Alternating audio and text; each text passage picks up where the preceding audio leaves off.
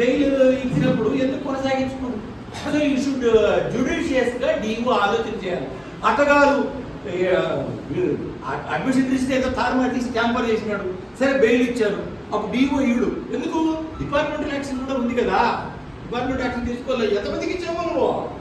So judicial గా ఆలోచన చేసి ఆయనకు పోస్టింగ్స్ ఇవ్వాల్సి వస్తుంది.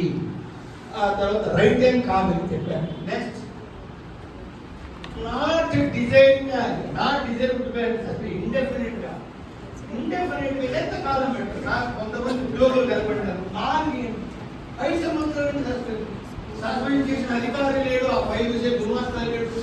ఈయన పోతే అన్ని పక్కన చూస్తున్నాడు, ఈయన తిరుగుతున్నాడు కరెక్ట్ ఇస్తున్నాడు, సీఎం పెట్టిస్తున్నాడు, ఏం పోతుంది.